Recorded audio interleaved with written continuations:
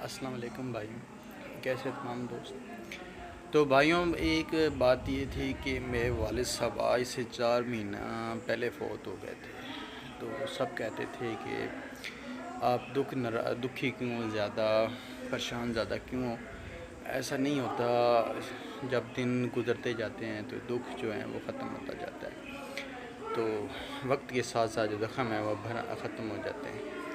تو 4 مہینے گزر چکے ہیں، جب بھی میں اپنے والد صاحب کو یاد کرتا ہوں تو مجھے ایسے ہی لگتا ہے کہ جیسے وہ آج ہی دنیا سے گئے ہیں۔ ہر وقت دل پریشان رہتا ہے، دکھی رہتا ہے والد صاحب کے جانے کے بعد۔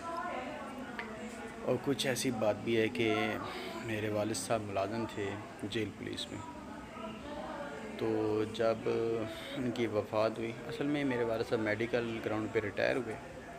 ہم 5 بہن بھائی تھے۔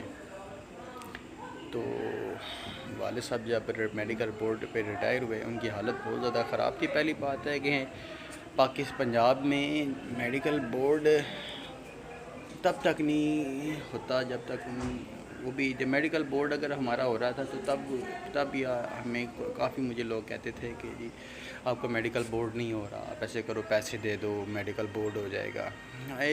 2 سال ہو گئے تھے والد صاحب کو میڈیکل بورڈ ہوتے ہوتے، تو 2 سال کے بعد جی میڈیکل بورڈ ہوا۔ تو لاہور میں ہمیں میڈیکل بورڈ کے لیے میو اسپتال بھیجا گیا، تو ہمیں وہاں میں مہینہ رکھنے کے بعد وہاں کی ڈاکٹر کہتی ہے کہ جی آپ کے والد صاحب بالکل ٹھیک ہیں، تو آپ یہ ڈیوٹی کر سکتے ہیں۔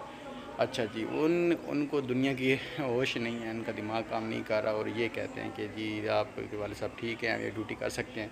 یہ ہمارا میڈیکل بورڈ کینسل ہو گیا۔ پھر 3 مہینے کے بعد ہم نے پھر میڈیکل بورڈ کے لیے ریٹائرمنٹ کی درخواست دی، اور پھر بھی اس پہ بھی جی ہمارا اچھا تو پھر ایسا ہوا کہ 6 مہینے کے بعد پھر بھی ہمارا میڈیکل بورڈ ہوا۔ تو پھر میں نے میڈیکل بورڈ کے بعد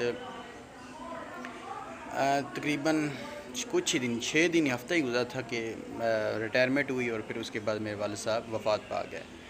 تو ہم سرکاری ملازمین تھے، تو ہم جیل پولیس کی مطلب سرکاری کوارٹروں میں ہی رہتے تھے وہاں پہ۔ تو وہاں کے والد صاحب جب وفات پا گئے تو میں نے وہاں کے سپرنٹینڈنٹ سے بات کی، یا پھر جو بھی عملہ تھا جیل کا، میں نے وہاں پہ بات کی کہ ہمارے والد صاحب وفات پا گئے ہیں، تو ہماری کچھ مالی ہیلپ کی جائے، کیونکہ ہمارے والد صاحب 3 سال سے بیمار تھے، تو ہمارے اخراجات بہت زیادہ تھے، ہمیں اسپتال جانا پڑتا تھا بار بار، تو ہماری تنخواہ وغیرہ جو بھی بنتی تھی، پہلی بات میں ایک ہی بھائی تھا، اور میں ابھی اسٹڈی کر رہا تھا۔ تو میں نے یونیورسٹی چھوڑ دی، میں نے پڑھنا چھوڑ دیا۔ میں نے یونیورسٹی میں ایڈمیشن لیا تھا، لیکن میں گیا نہیں تھا اس وجہ سے، کیونکہ گھر کے حالات بہت برے تھے۔ تو پھر میں نے جب والد صاحب وفات پا گئے، تو میں نے اپنے محکمے والے سے کہا کہ ہماری مالی امداد کر دیں کچھ۔ تو انہوں نے ہمیں صاف جواب دے دیا، اپنی میت اٹھائیں اور گھر لے جائیں، ادھر کچھ نہیں ہوتا۔ تو ہمارے والد صاحب کافی بیمار بھی تھے، ہم نے اپنے محکمے والوں سے مدد بھی مانگنے کی کوشش کی، انہوں نے بھی کہا نہیں جی لے جائیں، یہ ادھر کچھ نہیں ہوتا۔ اچھا، یہاں کے سپرنٹینڈنٹ کی حالت یہ دیکھیں کہ والد صاحب اتنا بیمار تھے، ان کا چھوٹا پیشاب جو بیچ میں ہو جاتا تھا، مطلب ان کی حالت بہت زیادہ خراب تھی۔ تو وہ سپرنٹینڈنٹ کہتا تھا جی میڈیکل بورڈ نہیں ہوا، جی ڈیوٹی دو، ہم نے ڈیوٹی لینی ہے آپ سے۔ تو یہ حالات ہیں ہمارے سرکاری محکموں کے۔ تو اللہ تعالیٰ ہی معافی دے، اور جن کے والدین بیمار ہیں، اللہ تعالیٰ ان کو صحت یابی دے، اور اللہ تعالیٰ ان کو لمبی زندگی دے۔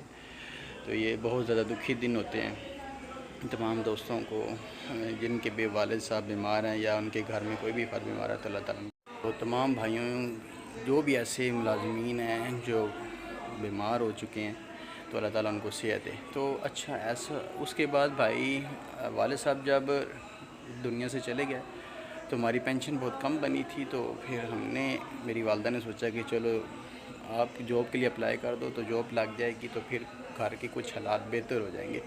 جب میں نے درخواست دی تو پھر وہاں سے بھی خبر آ گئی جی کہ سرکاری نوکری نہیں مل سکتی، وہ بھی حکومت نے بند کر دی۔ تو یہ ہے پاکستان کے حالات اور پاکستانیوں۔ یہ تو مریم نواز کو میری طرف سے سلام، کہ جو سرکاری ملازمین کی مدد تو نہیں کر سکتی، جو چیز دی ہوئی ہے وہ بھی لے رہی ہے۔ تو آپ کو بہت مبارک ہو مریم نواز صاحبہ، ان پریشان لوگوں کو اور پریشان کرنے کے لیے۔ اللہ حافظ۔